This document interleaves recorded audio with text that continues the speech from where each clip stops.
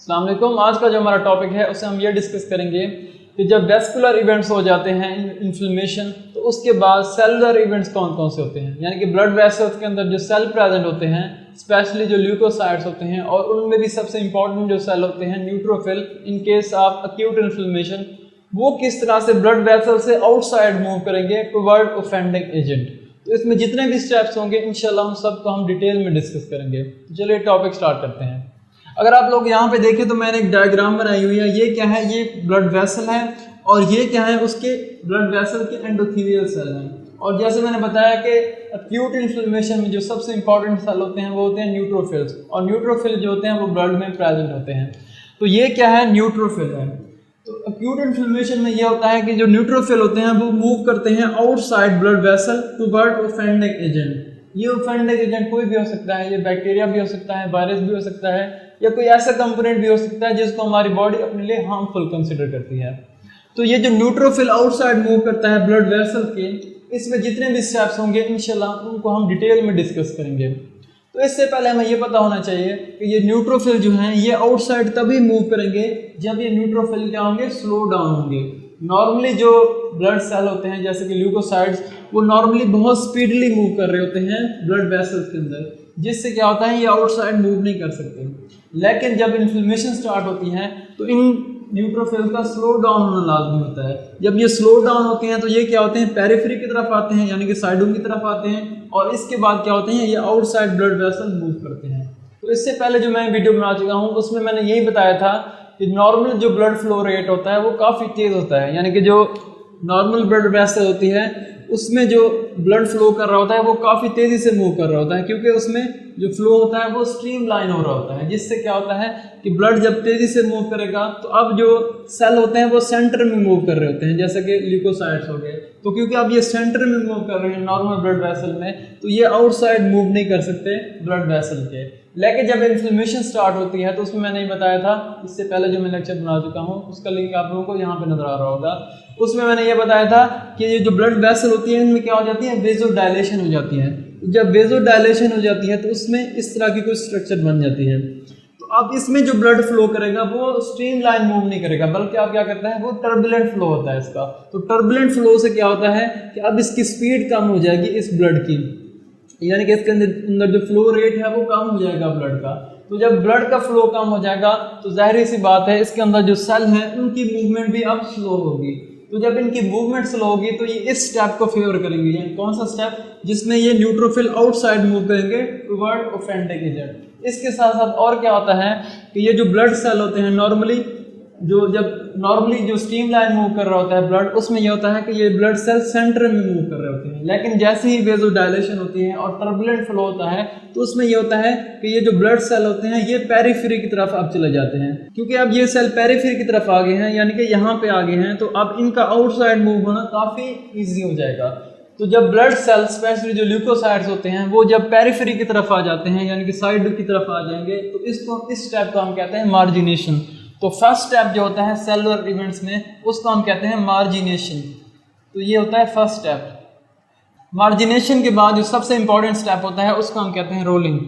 Rolling भी बहुत important step होता है, जिससे क्या होगा? ये जो ल्यूकोसाइट हैं वो easily outside blood vessel move कर सकते हैं। जैसे मैंने आप लोगों को बताया कि इन ल्यूकोसाइट का स्लो डाउन होना लाजमी है। जब ये स्लो डाउन हो जाएंगे, जब इनकी स्पीड बहुत कम हो जाएगी, तब ये easily outside blood vessel move कर सकते हैं। इसकी एग्जांपल मैं ऐसे दे सकता हूँ कि मसलन कोई कार है वो तेज़ी से मूव कर रही है और अचानक कोई मोड़ आ गया है तो अब वो उसको टर्न नहीं कर सकती, बहुत ही मुश्किल होगा उसका टर्न करना। लेकिन अगर उससे पहले कोई स्पीड ब्रेकर हम लगा दें तो अब क्या होगा? ऐसा ऐसा कार की स्पीड कम हो जाएगी। तो जब वो मोड़ के पास पहुंचेगी तो उसकी स्पीड काफ़ी कम हो चुकी होगी, तो वो ईजिली टर्न कर सकती है।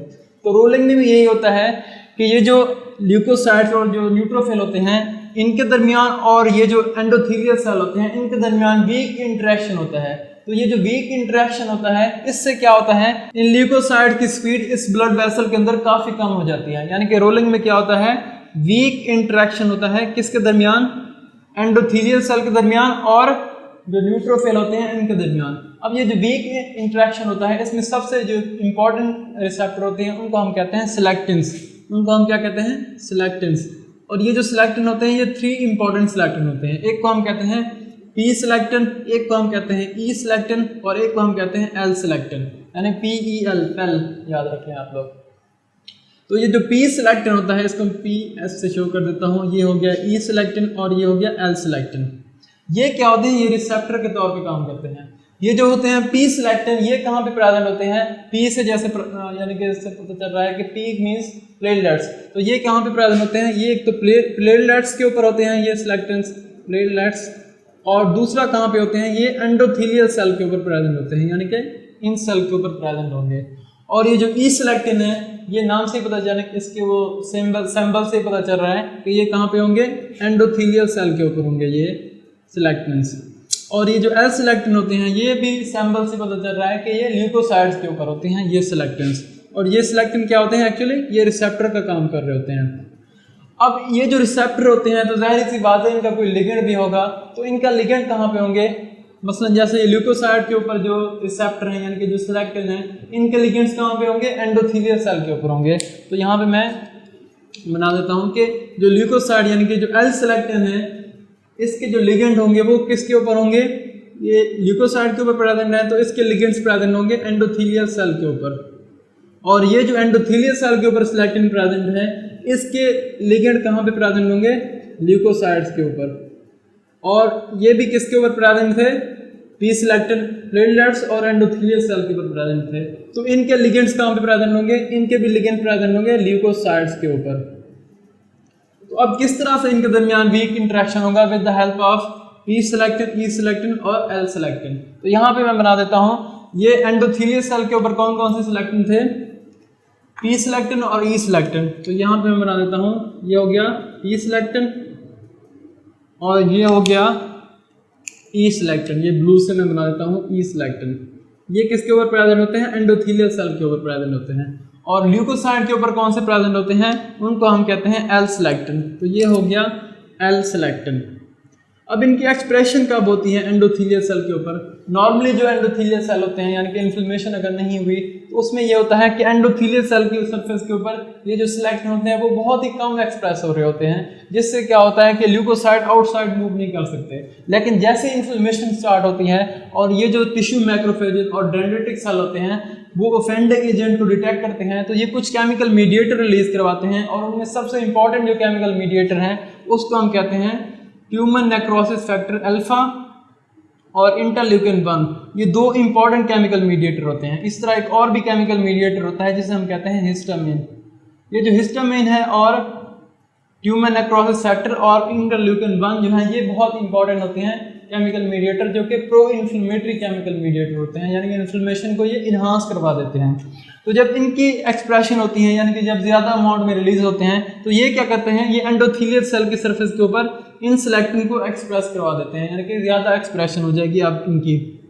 इसी तरह जो हिस्टामिन होता है ये क्या करता है, ये जो एंडोथेलियल सेल होते हैं इसके अंदर होते हैं ग्रैन्यूल्स और इन ग्रैन्यूल्स के अंदर प्रेजेंट होते हैं पी सिलेक्टिन और उन पी सिलेक्टिन को भी ये एक्सप्रेस करवा देते हैं। तो ये एक्सप्रेस हो गया, ये हो गया पी सिलेक्टिन और ये हो गया ई सिलेक्टिन।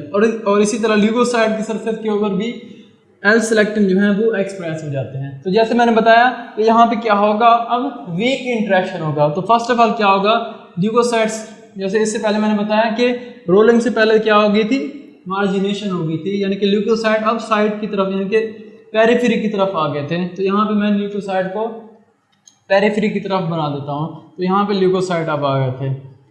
तो अब क्योंकि ये ल्यूकोसाइड पेरिफेरी की तरफ आ गए हैं और यहाँ पे पी सिलेक्टिन ई सिलेक्टिन एक्सप्रेस हो गए हैं और इसके साथ साथ इसके ऊपर जो एल सिलेक्टिन था वो भी एक्सप्रेस हो गया है, तो ये क्या होगा, अब ये जो रिसेप्टर हैं पी सिलेक्टिन ई सिलेक्टिन और एल सिलेक्टिन जो है इनका इंटरेक्शन होगा अपने लिगेंड्स के साथ। तो ये क्या होगा, अब अपना जो इनका अप्रोप्रिएट लिगेंड होगा उसके साथ ये जाके अटैच हो जाएंगे, इस तरह ये भी उसके साथ जाके अटैच हो जाएंगे। और इसी तरह ये जो एल सिलेक्टिन है ये एंडोथेलियल सेल के सरफेस के ऊपर इसका जो लिगेंड होगा उसके साथ जाके अटैच हो जाएंगे। अब जैसे मैंने बताया ये क्या होता है, इंटरेक्शन वीक होता है। तो वीक का मतलब ये है कि ये इजीली ब्रेक हो सकता है। अब क्योंकि ब्लड फ्लो कर रहा है लेकिन स्लो फ्लो कर रहा है, तो उससे क्या होगा, अब जैसे ब्लड फ्लो कर रहा होगा यहाँ पे इंटरेक्शन यहाँ इनके दरमियान कायम होगा, जिससे क्या होगा कि ये जो ल्यूकोसाइड है इनकी स्पीड कम हो जाएगी। अब यहाँ पे ये इंटरेक्शन ब्रेक डाउन हो जाएगा। अब ये ऐसे रोल करेंगे, ये यानी कि यहाँ पे इंटरेक्शन हुआ, ये इनकी स्पीड कम हुई, फिर ये इंटरेक्शन टूट गया और ये ऐसे रोल करके आगे की तरफ चले जाएंगे ल्यूकोसाइड, यानी कि आप यहाँ पे पहुँच गए हैं ल्यूकोसाइड, ये यहाँ पे आ गए हैं ल्यूकोसाइड। इस तरह फिर क्या होगा, ये दोबारा इंटरेक्शन होगा इनका, क्योंकि यहाँ पे भी पी सिलेक्टिन और ई सिलेक्टिन एक्सप्रेस हो रहे होंगे। तो ये हो गए पी सिलेक्टिन और यहाँ पे हो गए, ये हो गया ई सिलेक्टिन, और इसी तरह इसकी सरफेस के ऊपर एक्सप्रेस हो रहे होते हैं एल सिलेक्टिन, जैसे कि मैंने आप लोगों को शुरू में बताया। तो यहाँ पे इसी तरह इनके जो प्रॉपर लिगेंड होंगे उनके साथ इनका इंटरेक्शन हो जाएगा। तो यहाँ पे क्या होगा, एक वीक इंटरेक्शन हो रहा है। अब इस वीक इंटरेक्शन की वजह से क्या हो रहा है कि इस ल्यूकोसाइड की स्पीड ऐसा ऐसा कम हो रही है, यानी कि अब ये इस तरह से रोल कर रहा है, यानी एक दफ़ा ये अटैच हुआ, फिर वहां से उसका ब्रेक हुआ इंटरेक्शन, और फिर आगे की तरफ रोल करके किसी और एंडोथेलियल सेल के ऊपर जाके अटैच हो गया। इस तरह वहां पे उसका इंटरेक्शन ब्रेक होगा, फिर आगे मूव करेगा। तो इस तरह से ये इसके ऊपर रोल करके आगे की तरफ मूव करता जाएगा, और ऐसा ऐसा इसकी स्पीड कम होती जाएगी। जब इसकी स्पीड काफ़ी कम हो जाएगी तो इसके बाद क्या होता है, स्ट्रॉन्ग इंटरेक्शन हो जाएगा, यानी कि अब जो है, यानी कि इसकी जो मूवमेंट है, यानी कि रोलिंग जो है वो अब कम स्टॉप हो जाएगी, अब ये एक जगह पे रुक जाएगा। अब क्या होगा, स्ट्रॉन्ग इंटरेक्शन होगा। अब ये जो स्ट्रॉन्ग इंटरेक्शन होता है वो किस तरह से होता है, ये जो एंडोथेलियल सेल होते हैं इनकी सरफेस के ऊपर प्रेजेंट होते हैं प्रोटियोग्लाइकेन्स। क्या प्रेजेंट होते हैं, प्रोटियोग्लाइकेन्स। अब ये जो होते हैं मैक्रोफेजेस और डेंड्रिटिक सेल, इन केमिकल मीडिएटर के अलावा कुछ और भी केमिकल मीडिएटर रिलीज करवाते हैं जिन्हें हम कहते हैं कीमोकाइंस। तो ये कीमोकाइंस क्या करते हैं, इन प्रोटियोग्लाइकेन्स के ऊपर जाके अटैच हो जाते हैं। तो अब ये किस तरह से स्ट्रॉन्ग इंटरेक्शन कायम करेंगे इन एंडोथेलियल सेल के दरमियान और इन न्यूट्रोफिल के दरमियान। तो उसमें होता यह है कि जो न्यूट्रोफिल होते हैं इनकी सरफेस के ऊपर एक और रिसेप्टर होते हैं जिन्हें हम कहते हैं इंटेग्रिन्स। इंटेग्रिन्स, ये जो इंटेग्रिन्स होते हैं नॉर्मली ये क्या होते हैं, लो एफिनिटी फॉर्म में होते हैं, यानी लो एफिनिटी मीन्स कि इनका जो प्रॉपर लिगेंड होगा उसके साथ ये स्ट्रांगली बाइंड नहीं कर सकते नॉर्मली। लेकिन जैसे ही यहाँ पे ये जो प्रोटियोग्लाइकेन्स हैं इनके ऊपर कीमोकाइंस जाके अटैच हो जाएंगे, तो अब क्या होता है, ये ल्यूकोसाइड को एक्टिवेट करवाते हैं। और किस तरह से एक्टिवेट करवाते हैं, ये जो इंटेग्रिन्स हैं जो कि पहले लो एफिनिटी फॉर्म में थे इनको अब हाई एफिनिटी में कन्वर्ट कर देंगे। तो अब ये जो इनके लिगेंड होंगे प्रॉपर, उनके साथ ये स्ट्रांगली बाइंड करेंगे। तो अब ये जो इंटरेक्शन होगा ये बहुत स्ट्रांग होगा, जिससे क्या होगा, ल्यूकोसाइड एक जगह पे जाके रुक जाएगा। अब जब एक जगह पे ल्यूकोसाइड जाके रुक जाएगा तो अब ये इजीली आउटसाइड मूव कर सकता है। तो अब ये स्ट्रांग इंटरेक्शन होता किस तरह से है, ये जो एंडोथेलियल सेल होते हैं इनकी सरफेस के ऊपर कुछ और लिगेंड्स एक्सप्रेस होती हैं जिन्हें हम कहते हैं, यहाँ पे मैं बना देता हूँ, जिसे हम कहते हैं ICAM1 और VCAM1। क्या कहते हैं हम इसको, ICAM1 और दूसरा होता है VCAM1। ये दो इंपॉर्टेंट होते हैं लिगेंड्स जो कि ल्यूकोसाइड को एक जगह पे रोक देंगे। अब ये किस तरह से इसको स्टॉप करेंगे, जैसे मैंने बताया कि यहाँ पे जो इंटेग्रिन्स हैं अब ये लो से हाई एफिनिटी फॉर्म में चले गए हैं। अब होगा ये कि ये जो ल्यूकोसाइड्स हैं और ये जो ICAM और VCAM1 है इनके दरमियान स्ट्रॉन्ग इंटरेक्शन होगा। वो किस तरह से, यहाँ पे जो इंटेग्रिन्स हैं उनका इंटरेक्शन और इस VCAM और इस ICAM के साथ इसका इंटरेक्शन काफ़ी स्ट्रॉन्ग हो जाएगा। तो इससे क्या होगा, ल्यूकोसाइड एक जगह पे स्टॉप हो जाएंगे। यानी कि फर्स्ट ऑफ ऑल क्या हुई थी, मार्जिनेशन हुई थी, ल्यूकोसाइड एक साइड पे आए थे, ठीक है, लेकिन अभी भी वो मूव कर रहे थे। फिर क्या हुआ, यहाँ पे वीक इंटरेक्शन हुआ जिससे क्या हुई, रोलिंग हुई है। तो रोलिंग से क्या हुआ है कि ऐसा ऐसा ल्यूकोसाइड की स्पीड कम हो गई है। इसके बाद क्या हुआ, यहाँ पे जो है ICAM और VCAM1 जो है ये एक्सप्रेस हो गए हैं और उसके साथ साथ जो इंटेग्रिन है वो एक्टिवेट हो गए हैं। अब ये जो ICAM1 और VCAM1 होती है इसकी एक्सप्रेशन को कौन इन्हांस या इंक्रीज करवाता है, उसमें भी यही जो केमिकल मीडिएटर हैं, ट्यूमर नेक्रोसिस फैक्टर अल्फा और इंटरल्यूकिन-1 जो है ये बहुत इंपॉर्टेंट होते हैं। ये क्या करते हैं, ICAM1 और VCAM1 की एक्सप्रेशन को इन्हांस करवा देते हैं। और जो ट्यूमर के केस में क्या होता है, इससे पहले मैं एक और वीडियो बना चुका हूँ जिसमें मैंने डिस्कस किया था कि जो कैंसर सेल होते हैं वो अपने आप को हमारा जो इम्यून सिस्टम होता है उससे बचा लेते हैं। उसमें मैंने ये भी बताया था कि जो कैंसर सेल होते हैं वो कुछ ऐसे केमिकल मीडिएटर रिलीज करवाते हैं जिससे क्या होता है कि जो एंडोथेलियल सेल होते हैं इनके सरफेस के ऊपर ICAM1 और VCAM1 की एक्सप्रेशन कम हो जाती है। तो जब इसकी एक्सप्रेशन कम होगी तो यहाँ पे जो ल्यूकोसाइट है वो अटैच नहीं हो पाएंगे, तो ये आउटसाइड मूव नहीं कर पाएंगे, उससे कैंसर सेल अपने आप को बचा लेते हैं। तो अभी हम देखते हैं कि नॉर्मल जो इन्फ्लेमेशन हो रही होती है उसमें क्या होगा। तो यहाँ पे जैसे मैंने बताया कि IKM1 और VKM1 की एक्सप्रेशन होगी, जिसको कौन इनहांस करवा रहे होते हैं, ट्यूमर नेक्रोसिस फैक्टर अल्फा और इंटरल्यूकिन 1। तो जब इसकी एक्सप्रेशन इनहांस होगी और इसके साथ साथ यहाँ पे जो इंटेग्रिन्स हैं ये एक्टिवेट होंगे, तो यहाँ पे अब क्या होगा, एक स्ट्रॉन्ग इंटरेक्शन होगा। अब क्या होगा यहाँ से, अब नेक्स्ट स्टेप जो होता है उसको हम कहते हैं ट्रांसमाइग्रेशन। ट्रांसमाइग्रेशन में ये होता है कि ये जो ल्यूकोसाइट होते हैं और स्पेशली जो न्यूट्रोफिल होते हैं, अब वो आउटसाइड ब्लड वेसल मूव करेंगे। और ये जो ब्लड वेसल के नीचे मैंने लाइन बनाई हुई है इसको हम कहते हैं बेसमेंट मेम्ब्रेन। बेसमेंट मेम्ब्रेन, ये जो बेसमेंट मेम्ब्रेन है इसको अब यहाँ से ये ब्रेक डाउन करके ये आउटसाइड मूव करेंगे। तो अब ये जो स्टेप होता है ये किस तरह से होता है, इसमें होता ये है कि जो एंडोथेलियस सेल होते हैं इनके सरफेस के ऊपर एक्सप्रेस होते हैं PKM1। इसी तरह न्यूट्रोफिल की सरफेस के ऊपर भी प्रेजेंट होते हैं PKM1। तो क्या होता है, ये जो एंडोथेलियस सरफेस के ऊपर PKM1 है और इनके दरमियान इनके ऊपर जो PKM1 प्रेजेंट है न्यूट्रोफिल के ऊपर, इन दोनों का इंटरेक्शन होगा, जिससे क्या होगा, ये जो न्यूट्रोफिल है ये आउटसाइड ब्लड वेसल मूव करेंगे। अब क्योंकि दरमियान में बेसमेंट मेम्ब्रेन होती है तो इसको भी ब्रेक डाउन करना लाजमी होता है। तो न्यूट्रोफिल क्या करते हैं, एक एंजाइम रिलीज करवाते हैं जिसे हम कहते हैं कोलेजिनेज। तो कोलेजिनेज क्या करता है, ये जो बेसमेंट मेम्ब्रेन होती है इसको ब्रेक डाउन करवा देता है, क्योंकि बेसमेंट जो मेम्ब्रेन होती है वो कोलेजिन से मिलकर बनी होती है। तो ये कोलेजिनेज क्या करेगा, इस बेसमेंट मेम्ब्रेन की ब्रेक डाउन करवा देगा, जिससे क्या होगा, अब न्यूट्रोफिल इजीली आउटसाइड मूव कर लेंगे। तो इसको हम कहते हैं, इस स्टेप को कहते हैं ट्रांसमाइग्रेशन। तो ट्रांसमाइग्रेशन में क्या होता है कि जो न्यूट्रोफिल होते हैं वो अपने आप को स्क्वीज कर लेते हैं, यानी कि अपने आप को पिंच कर लेंगे, और यहाँ पे जो स्पेस है इसके दरमियान से ये आउटसाइड यहाँ से अब ये मूव कर लेंगे यहाँ पे।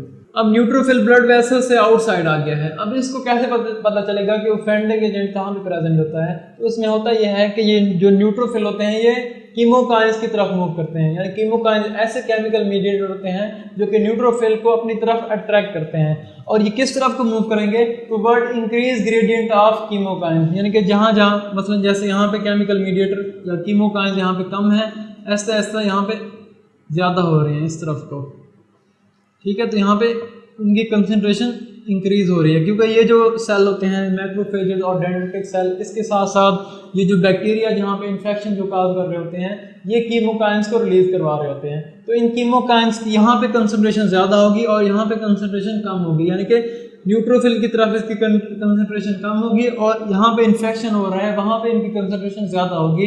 तो इसी वजह से ये जो न्यूट्रोफिल होंगे वो उसी साइड की तरफ मूव करेंगे जहाँ पे कंसंट्रेशन ज़्यादा होगी कीमोकाइंस की। तो अब क्या होगा, न्यूट्रोफिल्स जहाँ पे बैक्टीरिया प्रेजेंट है उसकी तरफ मूव करेंगे और इस बैक्टीरिया को डिटेक्ट करेंगे और इसकी किलिंग करवा देंगे। तो इस तरह से इन्फ्लेमेशन की प्रोसेस की मदद से हमारी बॉडी क्या करती है, जो ऑफेंडिंग एजेंट होता है उसको ह्यूमन बॉडी से इरेडिकेट करवा देते हैं। तो इस तरह से इन्फ्लेमेशन की मदद से हमारी बॉडी जो ऑफेंडिंग एजेंट होता है उसको इरेडिकेट करवा देते हैं। तो आई होप आप लोगों को ये जो आज का टॉपिक है ये कि सेलुलर इवेंट से वो समझ आ गया होगा।